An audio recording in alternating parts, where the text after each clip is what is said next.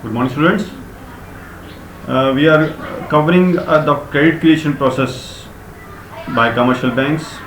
Now we understand that the two important terms in this particular process: initial deposits by the public and legal reserve ratio, which we are trying to understand through this example. Let's assume that the initial deposits are of rupees 100, and as a legal requirement, which we have already mentioned, that LRR is 20%, and this is given by central bank. So as a legal requirement, the commercial bank has to keep, they cannot use it for credit creation. So cash reserves are rupees 20, that is 20% of rupees 100. So they can create credit or loan of rupees 80, and this process works like that. This rupees 80, the cash is not coming out from the banking system. They can, for the making payments, the borrowers can use checks. So rupees 80 is with the banking system again. We have assumed that the deposit, since all the transactions are routed through banks, the money spent by the borrowers comes back into the banks, into the deposit banks of those who have received the payment. Let's say those who have received payment, and we have also assumed that suppose these borrowers, they withdraw whole of amount for making payments. The whole amount is withdrawn. So again, this rupees 80 comes to the banking system, and that they can withdraw. So for that they have kept the reserve of rupees 16, and again they can create the loan of rupees 64, because as a legal requirement they have to keep 20% of the amount, deposit amount. So this process continues. Again, that 64 comes to the in the form of deposits. They can again keep 20% of 64, that is 12.8 rupees, and they can give loan of 1.2 rupees. This continues till last point. You can give it a look. The deposit creation process comes to an end when total cash reserves become equal to initial deposit. This you can look. Total cash reserves is rupees 100 now, and deposits, we started from the initial deposit of rupees 100. So they created the deposit of rupees 500. This you can understand from this total money creation process. The formula is initial deposit into 1 upon LRR. Initial deposit we have assumed that it is rupees 100. LRR we have assumed that is 20%. So 100 into 1 upon 20%, that is 500 rupees. This you can understand from this. Initial deposit is of rupees 100. Then they have created the money of rupees 500. And this we can understand with the help of money multiplier. There is again a new term which you have to learn.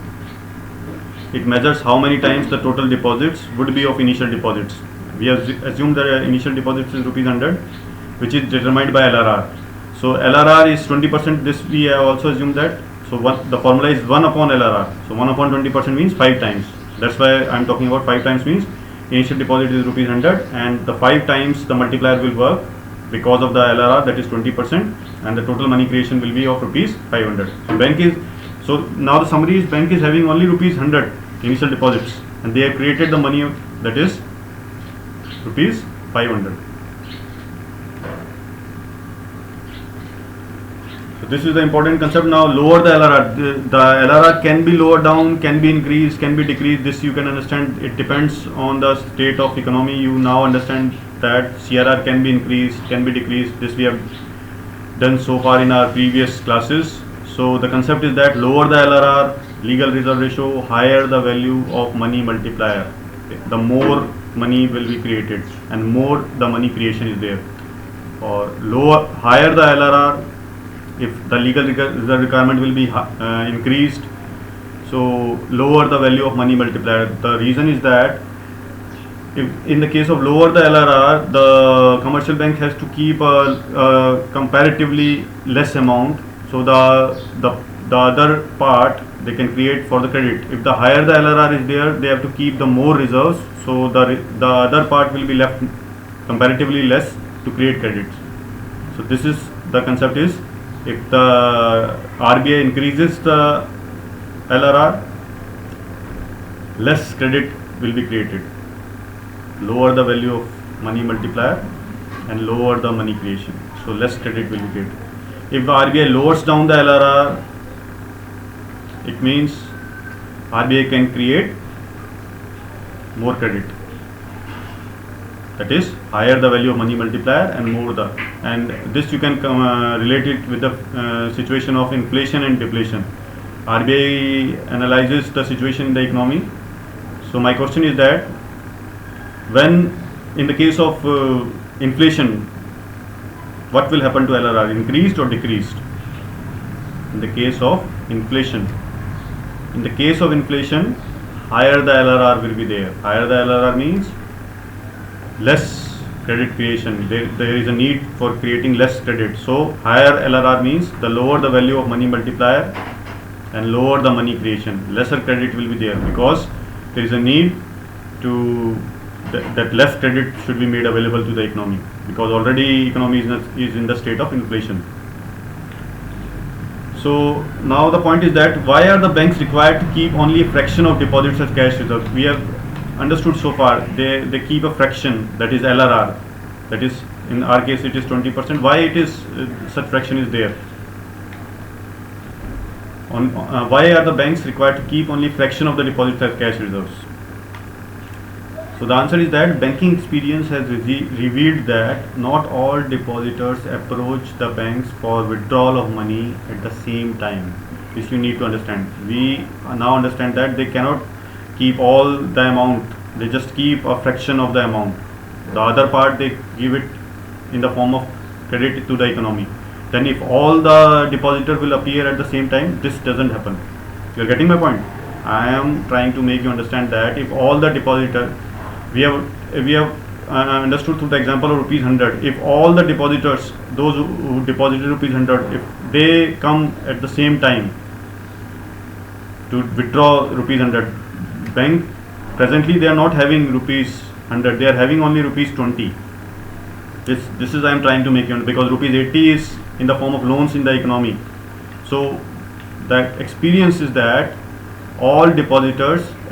not all depositors approach the bank for withdrawal of money at the same time, and also normally they withdraw a fraction of the deposit or some part of the deposit. They never withdraw the entire amount. I am talking about the entire banking system and not talking about any individual. We are studying here macroeconomics, so I am talking about the entire banking system, not only one individual or two individuals. So normally it is seen that entire amount is not withdrawn. Through years of experience, RBI understand that a fraction is more than enough, and the commercial banks can create credit from the remaining part. And second point is that there is a constant flow of new deposits. People keep on depositing new deposits, so they can also use that for those who want to withdraw cash. So the summary is that it is sufficient for banks, that is commercial banks, to keep only a fraction of deposits as cash reserves. The remaining they can use it for credit creation process. Now the questions are, this you have to do at your home. I know that you are writing these slides on in your notebook and trying to solve these questions. So the first question is, how do commercial banks create credit? Second, explain the process of money creation by the commercial banking system with the help of suitable example. That is the numerical example. We have done one example so far. And the question number 3 is, if LRR be 20% and the initial deposit be rupees 10,000, calculate total money creation and money multiplier. I am giving you a few seconds to give it a look. This you have to do in your notebook. Thank you. So we have completed our chapter 2, that is money and banking. In the next video class we will do a chapter from Indian economic development. Revise this entire chapter, then only these video classes will be beneficial. I have already given you my email ID, so you can mail it to me if there are any query is there. I'll try to answer all the valid queries, all the valid questions. Thank you. Stay at your home and be healthy. Thank you.